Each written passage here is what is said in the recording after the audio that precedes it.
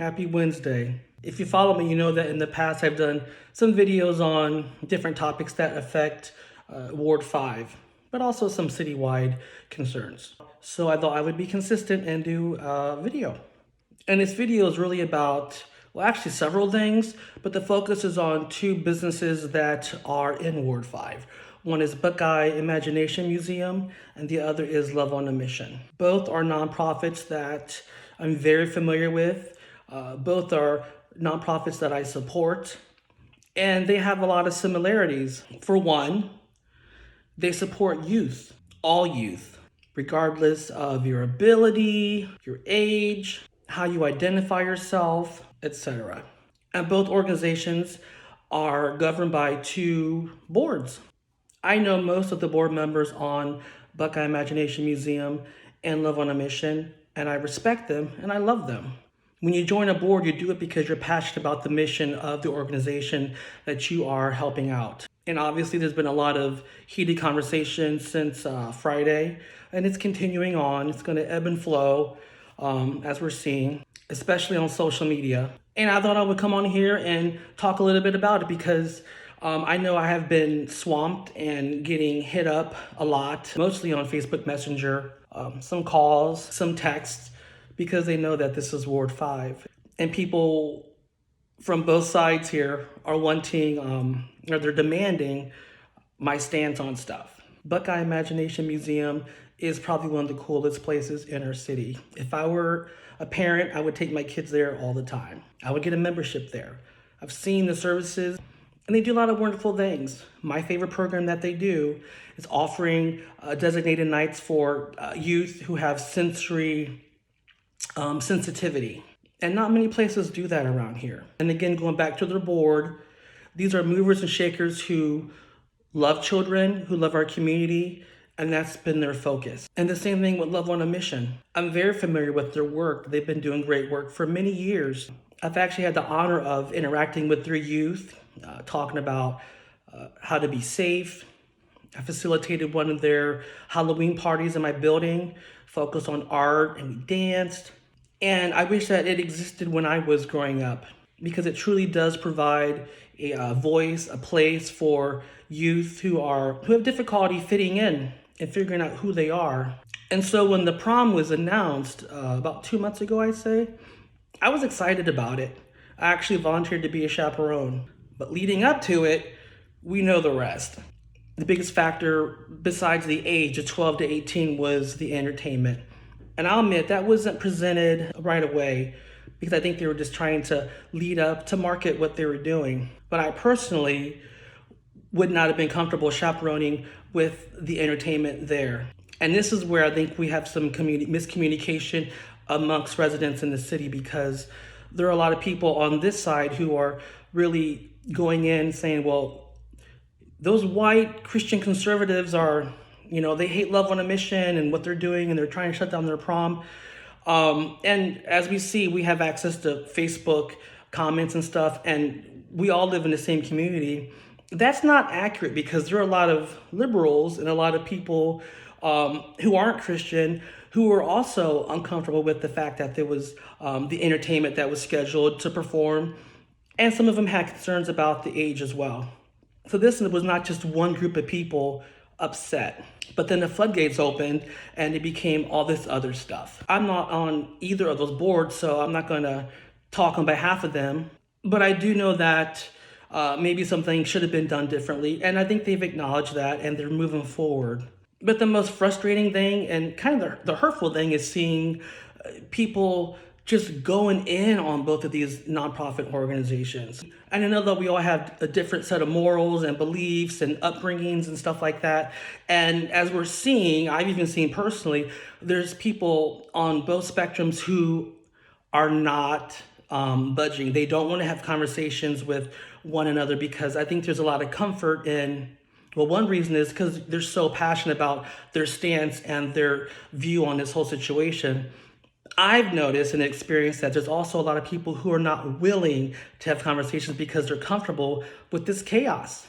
And I don't think that's fair to both organizations. When I was getting hit up I got some calls today when I was working. You guys should shut both of them down. Us taxpayers are paying for that. No, you're incorrect. And that's the good thing about the internet and these organizations having their own websites. You can learn about them, you can research. And there's a lot of people who I'm not going to change their opinions, and that's not why I'm really on here, because I've seen the ugly dialogue that's been going on. And my recommendations, I would encourage people to look a little deeper. If you're comfortable after all this, blows over, reach out to the executive director of the Buckeye Imagination Museum and Love on a Mission. And these people all know each other. They all work together. We all interact downtown all the time. We just interacted today. I had coffee with Adina Hamilton from Love on a Mission, and we're friends. We went to the same church. So that shows we're all interwoven. We're all here. And it's so disappointing when people are tagging you. Oh my gosh. So my own personal experience. And that's expected. That comes with the territory of trying to equally represent everyone in a ward or a city. But it is very disappointing when you have people in your life, whether you're their friend or they're your colleagues, and not only seeing them spew these things that are either incorrect or just really hateful and ignorant. And it's more disappointing when I see these people and they're tagging me and things, and they're demanding you to take a stance. They want me to say, well, this group's a pedophile, this group is homophobic, and there's so many layers to it. There's so many conversations that people had and are having behind the scenes that the misinformed don't know and don't want to know. And it's always disappointing when you hear and see these things and they talk all this smack, but then you see them at the coffee shop or something and their face turns red and they look down and I don't know. There's a level of lack of bravery that people have when social media comes on. And that's why it's so important to have conversations. And I don't know why that triggers everyone to say the word conversations, because it's important. You communicate. There's a lot of education in getting to know why someone feels a certain way. But I'll also be realistic. We also know that there are some people who are just, they don't want to see progress. They don't want to see people come together. And I personally wouldn't even waste my time with people who are just so nasty and violent and threatening. And those people do exist in our city and elsewhere.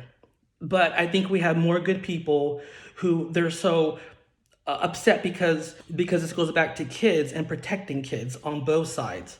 And I'm here as a public servant who is going to support businesses and residents. If you are wearing a rainbow wrapped around your body, if you're wearing a MAGA hat and you live in Ward 5, I have to support you. And I know that makes people mad because it seems so neutral, you're tiptoeing.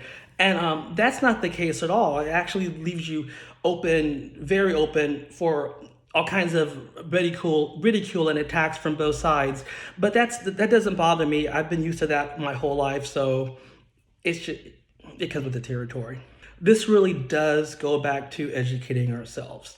Love on a Mission, they're going to continue to support LGBTQ plus youth in our community who desperately need it through mentorship, through purposeful programming, through socialization. And they're not pedophiles and they're not groomers. And Buckeye Imagination Museum is also going to continue providing impactful services to youth from all walks of life, because they too care about youth and development and education. And every child, whether you're 4 or 18, have the right to be safe, have the right to be listened to. And this is your community. No one should be trying to kick anyone out of the community, and no one should be trying to shut down businesses that aren't doing bad things. Again, you need to do your research and find it out yourself. I've seen the power of collaboration. I've seen and experienced the power of stepping outside your comfort levels and working with your enemy and making good things happen. And for those people who think that's just a bunch of crock and an easy way out, I think that those people are the true cowards, because they are not really trying to do anything besides gripe, and they're not offering a solution, and they're not being realistic. So that's that. So until my next video, Team Mansfield, thrive in Ward 5, love one another. You don't have to agree with what everyone says. And be brave. Quit hiding in your home and behind your computer and your phone and get to know people. People are so fixated on their opinion, they're not willing to learn anything else about anyone else. So, bye.